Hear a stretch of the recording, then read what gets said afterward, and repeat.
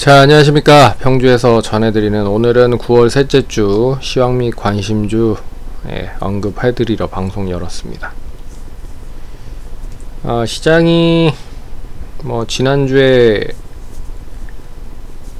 좀 긍정적인 이야기를 해드린 것처럼 좀 박스권 상단을 돌파를 하면서 이제 코스피 기준을 역사적인 신고가, 그리고 코스닥도 단기적인 추세 상승으로 완전히 전환이 되면서 이제 강세장의 면모를 보이기 시작을 했다. 차트를 한번 보겠습니다. 지난주 우리 시장은 이제 코스닥 기준을 보시면 거의 9월 2일 이제 9월 첫날부터 시작을 해서 첫날 하루 쉬고 그 다음 날부터 이 첫째 날 하루 이제 쉬었었던 거는 트럼프 대통령이 이제 미국에서 수출을 한 중국 반도체 관련된 장비에 대해서 규제를 한다라는 얘기가 나오면서 일단 9월 1일에 별로 좋지 않았죠. 그래서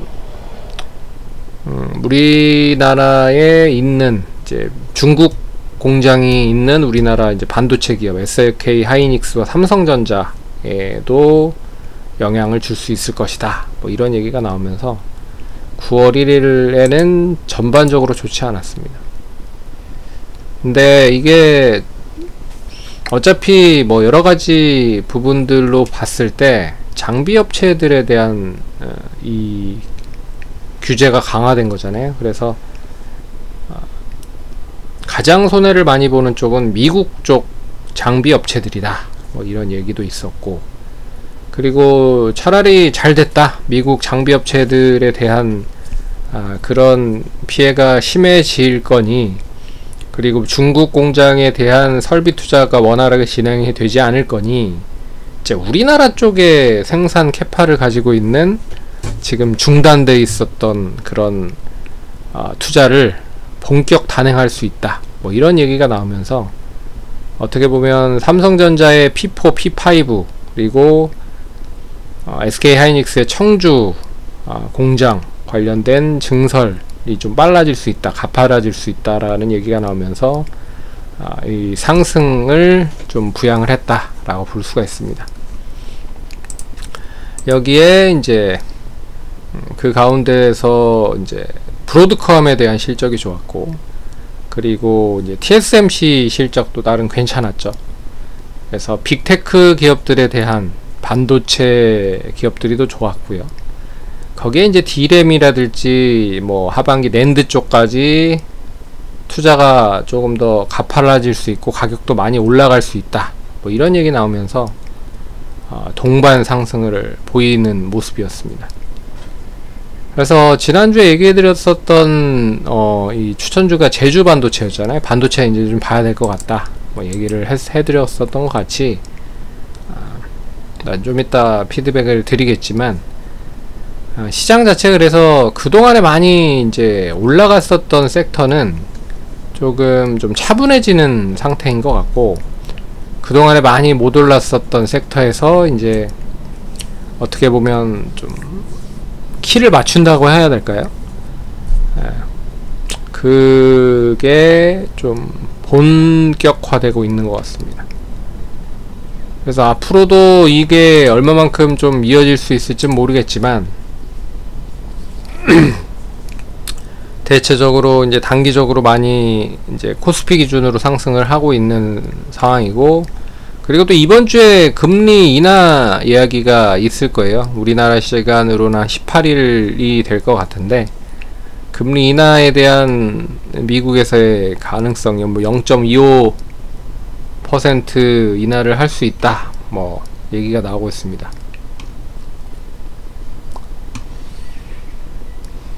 B컷은 나오지 않을 것 같고요.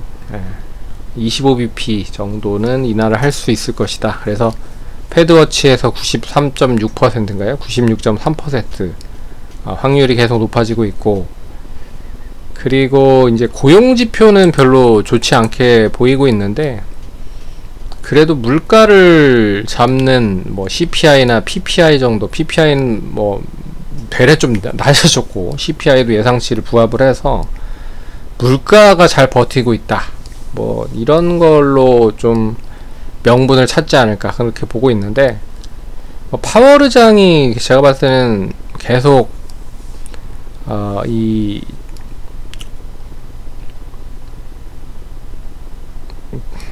어떻게 보면 이제 의장으로 계속 남겨져 있다라고 하면 비컷은 하지는 않을 것 같다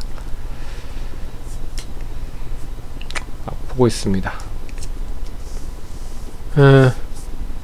그래서 이 이제 금리 인하를 하고 나서 어떤 방향성을 좀 찾느냐에 따라서 우리 시장이 좀 더 상승할 수 있는 요인을 만들 수 있지 않을까 그렇게 보고 있습니다.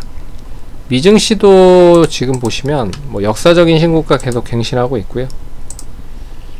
다우, 나스닥, S&P 500 모두 고점 갱신하고 있습니다.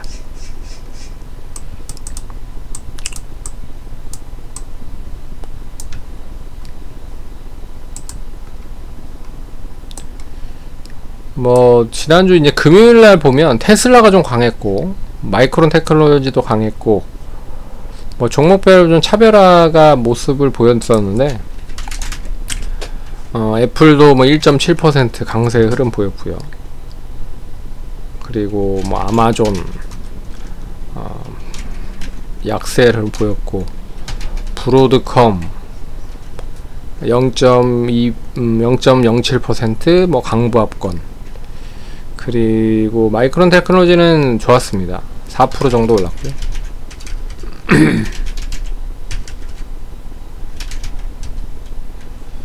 그리고 오라클이 조금 이제 조정이 이틀간 나왔어요. 너무 갭으로 떠서 시작을 그러니까 움직였다 보니까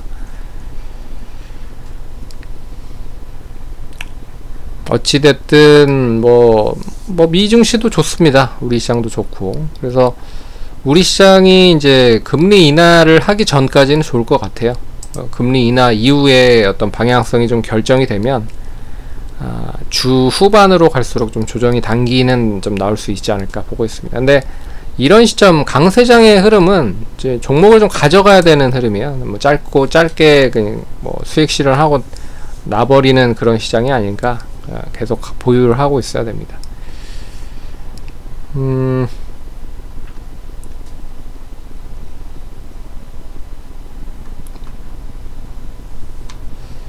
자, 지난주에 언급해드렸던 제주 반도체는 이제 장 초반 월요일날 0.3% 갭 떠서 시작을 하긴 했지만 뭐 저가 1.5%까지 하락을 해서 매수 가격은 충분히 준 것 같고요. 뭐 당일에 7% 올랐고 뭐 그 다음 날에도 계속 상승 추이를 좀 이어가는 모습을 보였기 때문에 일단 뭐 목표가는 다 1차, 2차 다 달성이 됐습니다. 그리고 태광은 되레 저희가 수익 실현하고 나서 더 상승을 하는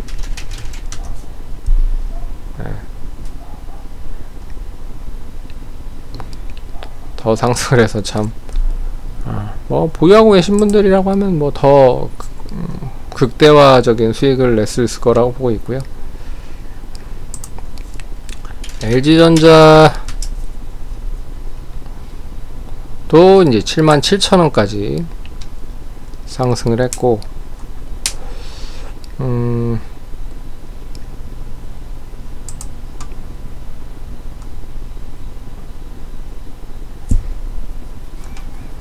종가 기준으로 계속 이제 지난번 매수가 부근을 계속 유지를 하고 있어서 뭐 나머지는 안전마진으로 수익을 챙기지는 않았습니다.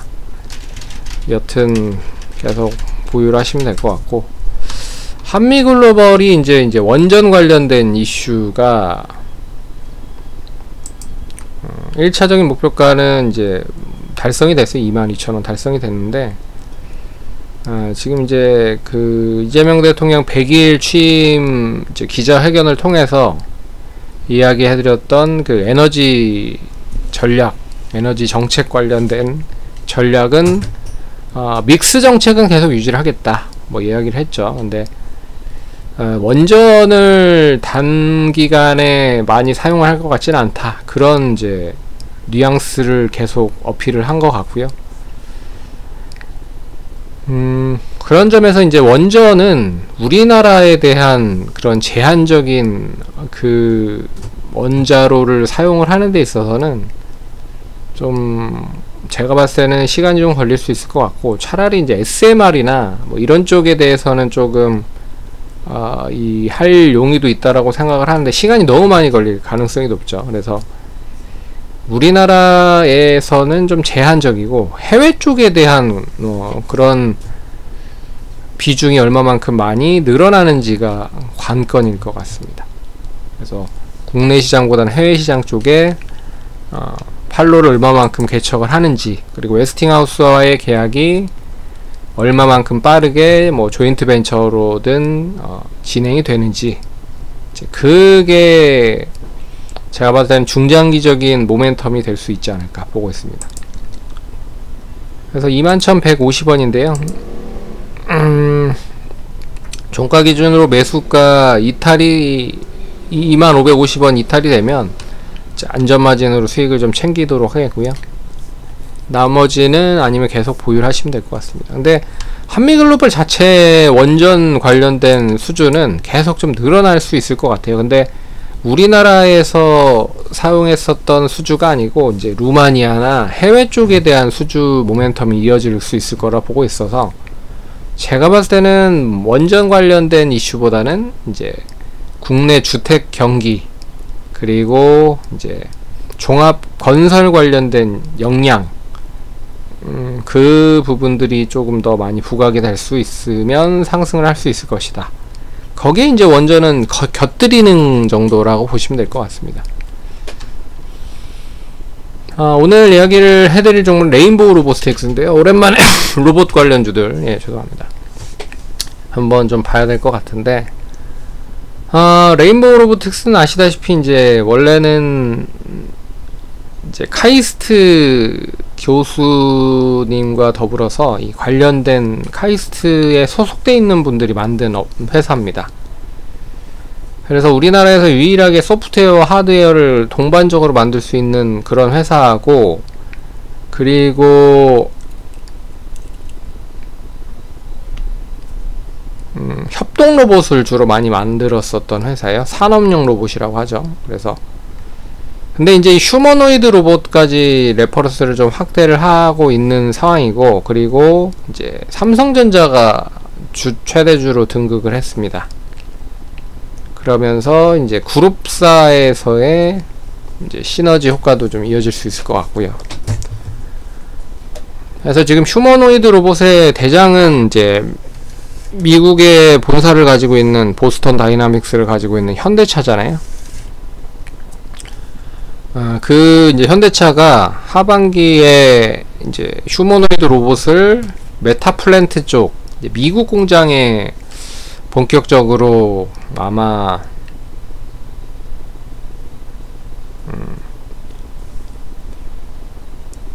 로봇을 배치를 할 거예요. 그러면 이제 배치에 대한 효율성을 보고 우리나라에도 조금씩 넣겠죠.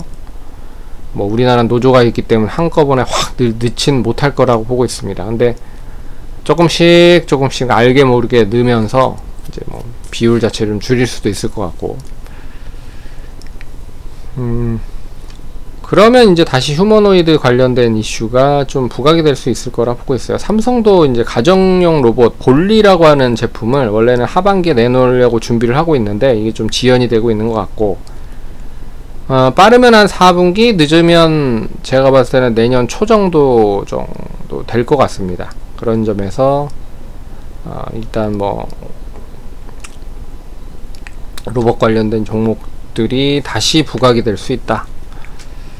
그리고 이미 그 테슬라의 로봇 옵티머스인가요? 옵티머스도 이제 배치를 하려고 준비를 하고 있고, 그리고 이 로봇 관련돼서 이 빅테크 기업들에 대한 로봇에 대한 투자가 결실을 맺기 시작을 하고 있어서, 이게 상용화가 좀 빨라진다라고 보면 그런 쪽에 레퍼런스를 보유하고 있는 업체들이 다시 좀 부각을 받을 수 있다. 이미 그 로보티즈 이 유상증자한다라는 얘기 나오면서도 불구하고 강세를 보였었던 건 결국엔 이 성장성에 대한 이 가치를 좀 부과를 받는다라고 보아야 될 것 같고요. 거기에 이제 동사는 액추에이터, 이제 관절을 이렇게 잘 만들어서 사용을 할 수 있는 그런 거를 만들 수 있는 그런 뭐 액추에이터의 로보티즈, SPG, 하이젠 RNM 뭐 나름 좋죠. 네, 그렇기 때문에 좀 봐야 될 것 같습니다. 이제 로봇을 또 봐야 될 타이밍은 온 것 같다.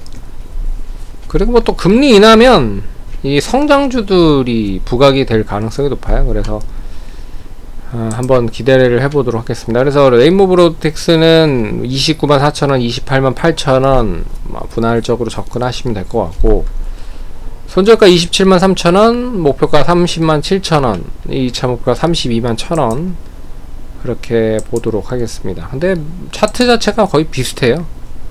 그리고 321,000원이면 지난번 고점 부근 정도 수준입니다. 그래서 뭐 충분히 달성할 수 있을 거라 보고 있습니다. 그럼 투자하시는데 참고하시고 다음 주에 또 찾아뵙도록 하겠습니다. 감사합니다.